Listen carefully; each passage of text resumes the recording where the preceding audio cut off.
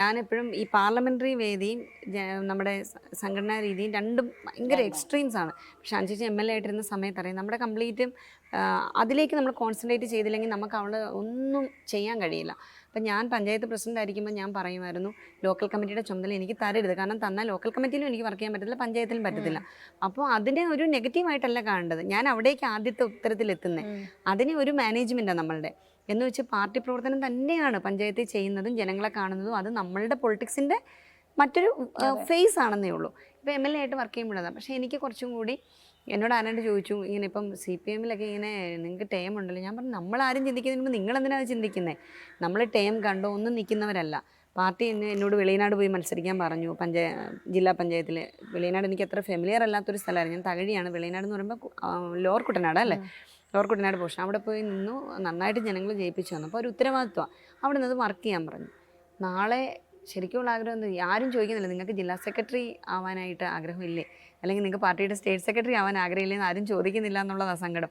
അങ്ങനെ കൂടിയുള്ള ചില ആഗ്രഹങ്ങൾ, അല്ലെങ്കിൽ ഈ പാർലമെന്ററി ജനാധിപത്യത്തിലെ ആഗ്രഹങ്ങൾക്ക് മത്സരിപ്പിക്കാതെ ഈ പാർട്ടി സംഘടനയിൽ നാളെ നിങ്ങൾക്ക് ശരിക്കും നന്ന പ്രവർത്തിച്ചുകൊണ്ട് തന്നെ സ്റ്റേറ്റ് കമ്മിറ്റി വരണമെന്നില്ല. ഈ കോൺഗ്രസിൽ നിന്ന് എല്ലാവരും ഇങ്ങനെ BJP-യിലേക്ക് പോയിക്കൊണ്ടിരിക്കുകയാണല്ലോ, പ്രധാനപ്പെട്ട നേതാക്കളുടെ മക്കളും പോകുന്നു.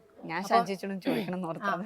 അപ്പോൾ എന്താണെന്ന് വെച്ചാൽ, നിങ്ങളൊക്കെ ഇത്രയും അധികം പ്രവർത്തിച്ചിട്ടും പലപ്പോഴും തരാതിരുന്ന കാര്യങ്ങളൊക്കെ മക്കളായതുകൊണ്ട് കൊടുത്തിട്ടുണ്ട്. പത്മജയുടെ കാര്യത്തിലാണ് ഞാൻ പറയുന്നത്. പത്മജ ഒരു സുപ്രഭാതത്തിൽ അങ്ങ് പോവുകയും കോൺഗ്രസിനെ പൂർണ്ണമായി തള്ളിപ്പറയുകയൊക്കെ ചെയ്യുകയാണ്. അപ്പോൾ ഈ മക്കൾ രാഷ്ട്രീയം ഒരു അബദ്ധമായിരുന്നു തിരിച്ചറിവിലേക്ക് പാർട്ടി എത്തുന്നുണ്ടോ? അല്ല, പാർട്ടി എത്തണമെന്നുള്ള അഭിപ്രായം എനിക്കുള്ളത്. കാരണം അധ്വാനിച്ച് വിയർത്ത് വരുന്ന ആളുകളെ മാറ്റി നിർത്തിക്കൊണ്ട് നമ്മൾ വെറുതെ മുകളിൽ നിന്ന് കെട്ടിയിറക്കുന്നത് ആരെ കൊണ്ടുവന്നാലും ഏത് പദവിയിൽ കൊണ്ടുവന്നാലും അത് ശരിയായിട്ടുള്ള ഒരു നിലപാടല്ല. അതൊരു രാഷ്ട്രീയ പാർട്ടിക്കും ഭൂഷണമല്ല. പിന്നെ BJP-യിലോട്ട് പോകുന്നു എന്നുള്ളതിനകത്ത് വലിയ അർത്ഥമൊന്നുമില്ല. ഇവരുടെയൊക്കെ കോൺട്രിബ്യൂഷൻ തന്നെ കുറവാണ്. അവർക്ക് തന്നെ പറയാനില്ല. അവരുടെ തന്നെ ഇൻ്റർവ്യൂ ഞാൻ പലതും ശ്രദ്ധിച്ചപ്പോഴത്തേക്ക് അവർ കഷ്ടപ്പെട്ടതിനെക്കുറിച്ചോ, അവർ ഇപ്പോൾ തന്നെ സമരം ചെയ്യുമ്പോൾ നമ്മൾക്കെതിരെ ഒരുപാട് കേസുകളുണ്ടാവും, ഒരുപാട് വെയിൽ കൊള്ളേണ്ടതായിട്ട് വരും ഇല്ലേ, അല്ലെങ്കിൽ ഒരുപാട് വീട്ടിൽ നിന്ന് മാറിയിരിക്കേണ്ടതായിട്ട് വരും. ഇതിനെക്കുറിച്ചൊന്നും അവർ പറയുന്നില്ല. ഞാൻ വളർന്നു വന്നപ്പോഴേ കാണുന്നത് തെരഞ്ഞെടുപ്പ് രാഷ്ട്രീയമാണ്, അല്ലെങ്കിൽ അവിടെ പ്രസംഗിച്ചുകൊണ്ടിരിക്കുന്ന കേട്ടോണ്ടാണ് ഞാൻ വളർന്നു വന്നത്, അങ്ങനെയൊക്കെ പറയുന്നത്. അല്ലാതെ അവർ കഷ്ടപ്പെട്ടതിനെ കുറിച്ച് അവർ പറയുന്നത്. നമ്മളൊക്കെ വിദ്യാർത്ഥി, യുവജന, മഹിളാ രാഷ്ട്രീയ രംഗത്തൂടെ കടന്നു വന്നിട്ടുള്ള ആളുകളായതുകൊണ്ട് അതൊന്നും പാടില്ല. കഷ്ടപ്പെടുന്നവനെ എവിടെയും അംഗീകരിക്കണം, ഒന്ന്. രണ്ടാമത്, അല്ലാതെ ആരെ നൂലെ കെട്ടി കൊണ്ടുവന്നാലും അതൊക്കെ സ്പോൺസേർഡ് പ്രോഗ്രാമായിട്ട് നിൽക്കും. അത് ഇത്ര സമയം കഴിയുമ്പോൾ ഓഫ് ചെയ്തില്ലെങ്കിൽ നിങ്ങളുടെ ഇതിന് പറ്റുമോ? അത് കട്ട് ചെയ്യേണ്ടി വരും. അപ്പോൾ BJP-യിലേക്ക് പോകുന്നു എന്നുള്ളത് ശരിയല്ല. BJP-യിലേക്ക് പോകുന്ന പോലെ തന്നെ BJP-യിൽ നിന്ന് ഒരുപാട് ആളുകൾ ദേശീയ തലത്തിൽ കോൺഗ്രസിലേക്ക് വരുന്നുണ്ട്. ആ കണക്കുകൂടി ഒന്ന് പറയണം സ്മൃതി. അപ്പം നമ്മളിപ്പോൾ എപ്പോഴും ചർച്ച ചെയ്യുമ്പം രാഷ്ട്രീയക്കാരെ, ജനപ്രതിനിധികളെ മാത്രം നമ്മൾ ഈ പൊതുസമൂഹത്തിന് ഒരു മാർക്ക് ഇടുന്നില്ല.